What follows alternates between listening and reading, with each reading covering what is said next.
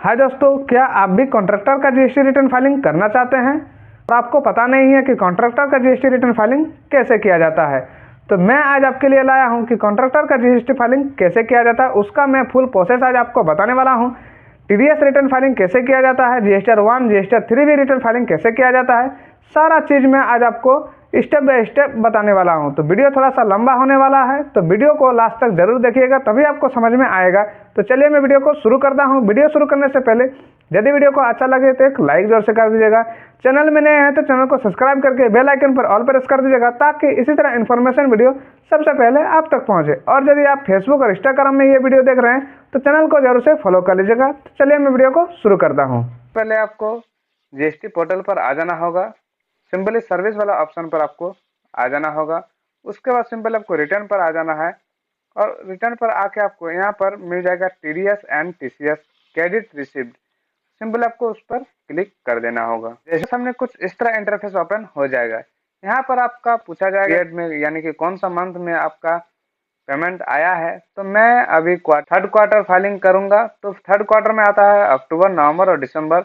तो तीनों महीना को आपको अच्छा से चेक कर लेना होगा। यदि आपका मंथली है, मंथली वाइज आपको चेक करना होगा। यदि क्वार्टर में रिटर्न फाइलिंग होता है तो 3 महीना का आपको चेक करके पड़ेगा। तो मैं अक्टूबर, नवंबर और दिसंबर चेक कर लेता हूँ। सबसे पहले मैं अक्टूबर पर क्लिक कर देता हूँ। सिंपली इस पर आपको क्लिक कर देना होगा। आपको मिल जाएगा टीडीएस क्रेडिट रिसीव्ड। तो इस पर सिंपल आपको क्लिक कर देना होगा। कॉन्टैक्ट को क्लिक करके चेकआउट कर लेना होगा। तो यहाँ पर आप देख पा रहे हैं कि मेरा जो पेमेंट आया है, यहाँ पर को आपको पहले तो एक्सेल शीट में आपको उतारना होगा। कैसे आपको एक्सेल शीट में उतारना होगा, चलिए मैं आपको एक्सेल शीट खोल के दिखा देता हूँ। तो मैं यहाँ पर एक्सेल शीट पर आ गया हूँ। यहाँ पर एक्सेल शीट में पेमेंट आया है, उसका नाम ले लिए हैं, उसका जीएसटी नंबर ले लिए हैं और कितना पेमेंट आया है वो भी मैं यहाँ पर लिख लेता हूँ। यहाँ पर टैक्सेबल वैल्यू है ये 4 लाख को भी ये टैक्सेबल वैल्यू पर ही ऐड करना है। कॉन्ट्रैक्टर का जितना भी पेमेंट आता है उसका 18% आपको जीएसटी पेमेंट करना पड़ता है। तो यहाँ पर मैं देख पा रहे हैं आप, मैं डाल दिया हूँ इसका 18%, 9% सी जीएसटी 9% और एस जीएसटी 9% पर हम डिवाइड करके रखे हुए हैं। उसके बाद वैल्यू हो गया 4,97,685 रुपया। तो इसी तरह आपको भी अपना कॉन्ट्रैक्टर का जितना भी पेमेंट आएगा, इस तरह आपको अपना एक्सेल शीट में उतार लेना होगा। उसके बाद आपको फिर से आ जाना होगा जीएसटी के पोर्टल पर। उसके बाद सिंपल आपको आ जाना है टीडीएस टीसीएस पर। दूसरा जो मंथ है नवंबर और दिसंबर, वो भी आपको चेक कर लेना होगा। तो मैंने कि मेरा जो अक्टूबर महीना है, उस अक्टूबर महीना में ही एक तो पेमेंट मेरा आया हुआ है। तो चलिए फिर आते हैं टीडीएस एंड टीसीएस पर। इसके बाद मैं आपको दिखाऊंगा कि कैसे आपको टीडीएस को फाइलिंग करना है। तो चलिए फिर से आपको सेलेक्ट कर लेना होगा अक्टूबर महीना। अक्टूबर महीना सेलेक्ट कर लिए। उसके बाद सिंपल सर्च पर क्लिक करना है। सर्च पर क्लिक करके आपको फिर से आ जाना है टीडीएस टीसीएस पर। उसके बाद आपको यहाँ पर मिल जाएगा टीडीएस क्रेडिट रिसीव्ड पर सिंपली क्लिक कर देना होगा आपको। उसके बाद यहाँ पर आप ध्यान से देखिएगा, यहाँ पर आपको जो पेमेंट आपका आया है, यहाँ पर चेक बॉक्स पर सिंपली आपको क्लिक कर देना होगा। चेक मार्क आपको लगा देना होगा। जो पेमेंट है इसको आपको एक्सेप्ट कर लेना होगा। यह जो पेमेंट आया हुआ है ये एक्सेप्ट हो गया है। उसके बाद सिंपली आपको बैक पर क्लिक कर देना होगा। जैसे ही आप बैक पर क्लिक करते हैं, ये जो अमाउंट है यहाँ पर आपका शो हो जाएगा। उसके बाद सिंपल आपको नीचे आ जाना है और प्रोसीड टू फाइल पर क्लिक कर देना होगा। जैसे आप प्रोसीड टू फाइल पर क्लिक करते हैं तो ये फाइल जो आपका है प्रोसीड होने के लिए आपका रिक्वेस्ट चला जाएगा। तो रिक्वेस्ट जाने के बाद आपको सिंपली यहाँ पर एक तो रिफ्रेश बटन है, इस पर सिंपली आपको क्लिक कर देना होगा। तो जैसे ही आप रिफ्रेश बटन पर क्लिक करते हैं, आपका जो फाइल है ये प्रोसीड हो गया है। तो यहाँ पर आपको चेकबॉक्स तो मिल जाएगा, चेकबॉक्स पर सिंपली क्लिक करना है।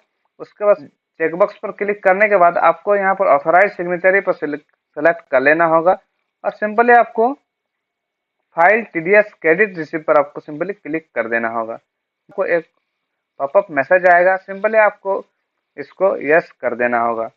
जैसे ही आप यस करते हैं तो यस प्रेस करने के बाद आपके सामने कुछ इस तरह इंटरफेस ओपन हो जाएगा। यहाँ पर आपको मिल जाएगा फाइल विद डीएससी यानी कि डिजिटल सिग्नेचर से आप इसको वेरीफाई कर सकते हैं, या फाइल विद ईवीसी यानी कि ओटीपी जाएगा आपका मोबाइल और मेल आईडी पर। तो दोनों में से किसी को भी आप सेलेक्ट कर सकते हैं। यदि आपका डीएससी है तो डीएससी से भी फाइल कर सकते हैं, नहीं तो ओटीपी से भी फाइल कर सकते हो। तो मेरे पास डीएससी नहीं है तो मैं ओटीपी के द्वारा फाइलिंग करूंगा। तो मैं फाइल विथ ईबीसी पर क्लिक कर दूंगा। जैसे ही आप फाइल विथ ईबीसी पर क्लिक करते हैं, आपके रजिस्टर्ड मोबाइल नंबर और मेल आईडी दोनों पर ओटीपी जाएगा। तो उस ओटीपी को आपको यहाँ पर डाल देना होगा। चलिए मैं फटाफट ओटीपी को फिलअप कर देता हूँ। यहाँ पर आपको ओटीपी डाल के सिंपली वेरीफाई पर क्लिक कर देना होगा। जैसे ही आप वेरीफाई पर क्लिक करते हैं, आपका जो टीडीएस फाइल है ये आपका फाइल हो जाएगा। तो यहाँ पर आप देख पा रहे हैं कि आपका जो टीडीएस फाइल है यहाँ सक्सेसफुली फाइल हो गया है। ये बात आपको करना होगा रजिस्टर 1 फाइल। तो चलिए मैं आपको बताऊंगा कैसे आपको रजिस्टर 1 फाइल करना है। इससे आपको आ जाना होगा फाइल रिटर्न्स पर, पीरियड सेलेक्ट कर लेना होगा और आपको आपका जो पीरियड है वो मंथली में होगा तो मंथली आप सेलेक्ट करके फाइलिंग कीजिएगा। मेरा क्वार्टरली है तो मैं सिंपली 3rd क्वार्टर दिसंबर को सेलेक्ट कर लेता हूँ। यहाँ पर सर्च पर क्लिक कर दूंगा। उसके बाद आपको थोड़ा सा नीचे आ जाना होगा। नीचे में आपको यहाँ पर टेबल सारा मिल जाएगा। यहाँ पर आप देख पा रहे हैं कि जीएसटीआर 1 क्वार्टरली में फाइलिंग करूंगा, तो सिंपल आपको जीएसटीआर 1 पर क्लिक कर देना होगा। यहाँ पर आपको मिल जाएगा बहुत सारा टेबल, आपको सारा डिटेल डालना पड़ेगा, कितना आपका पेमेंट आया था। तो यहाँ पर आपको आ जाना होगा फिर से एक्सेल शीट पर। एक्सेल शीट में आपको सारा चीज देखना है, जीएसटी नंबर ये डालना है, पेमेंट इतना आया था और सीजीएसटी एसजीएसटी आपको ये सारा चीज डालना होगा। तो कैसे डालना होगा, चलिए फिर से हम चलते हैं जीएसटी का पोर्टल पर। तो फिर से हम जीएसटी का पोर्टल पर आ गए। यहाँ पर आपको आ जाना होगा B2B का ऑप्शन पर, B2B में ही जाएगा तो B2B पर क्लिक कर देना होगा। यहाँ पर आपको मिल जाएगा ऐड रिकॉर्ड, तो सिंपल आपको ऐड रिकॉर्ड पर क्लिक कर देना होगा, हो जाएगा। यहाँ पर आपको डालना होगा जीएसटी नंबर। चलिए मैं आपको जीएसटी नंबर डाल के बता देता हूँ उसके बाद क्या करना होगा। तो जैसे ही यहाँ पर जीएसटी नंबर डालिएगा, यहाँ पर आपका डिपार्टमेंट का नाम आ जाएगा जहाँ से आपका पेमेंट आया था। तो यहाँ पर आपको आ जाना होगा इनवॉइस नंबर पर। तो इनवॉइस नंबर मेरा क्या है, पर इनवॉइस नंबर ये है, कॉपी कर लिया हूँ, यहाँ पर सिंपल मैं डाल दूंगा। उसके बाद यहाँ पर आपका मिल जाएगा डेट, तो कौन सा डेट को आया है, तो आप जो महीना में आया है उस महीना का कोई भी डेट में आप डाल सकते हैं। मेरा नवंबर में आया है तो मैं 15 नवंबर को ले लिया हूँ। उसके बाद आपको फुल अमाउंट डालना है। तो मेरा फुल अमाउंट ये है, यानी कि बिल अमाउंट इतना है तो मैं डाल दूंगा। तो मैं बिल अमाउंट यहाँ पर डाल दिया हूँ। उसके बाद आपको थोड़ा सा नीचे आ जाना होगा और यहाँ पर आपको टैक्सेबल वैल्यू डाल देना होगा। तो कितना परसेंटेज में डालना होगा, तो यहाँ पर आप देखिए 18% में बना के रखा हूँ, तो यहाँ पर 18% में डाल देना होगा।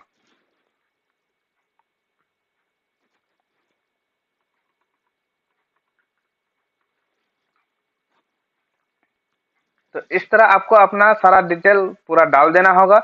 उसके बाद सिंपल आपको सेव पर क्लिक कर देना होगा। एक्सेप्ट सक्सेसफुल हो गया है। उसके बाद सिंपल आपको बैक पर आ जाना होगा।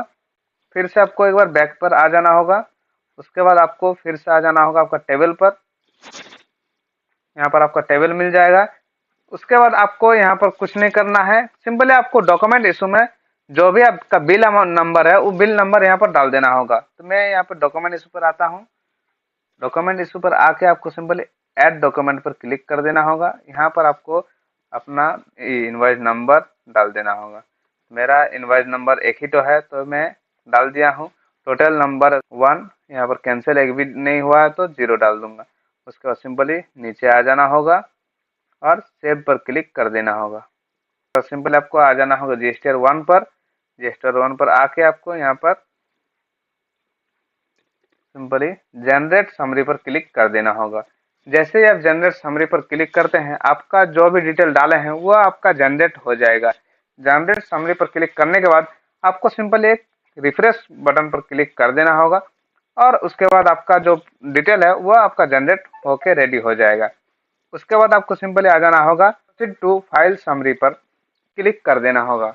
जैसे ही आप क्लिक करते हैं तो आपके सामने कुछ इस तरह इंटरफेस ओपन हो जाएगा। यहाँ पर आपका सारा डिटेल आ जाएगा, कितना कितना अमाउंट आप डाले हैं। तो नीचे आ जाना होगा और यहाँ पर आपको फाइल स्टेटमेंट पर क्लिक कर देना होगा। जैसे ही आप फाइल स्टेटमेंट पर क्लिक करते हैं तो आपके सामने कुछ इस तरह इंटरफेस ओपन हो जाएगा।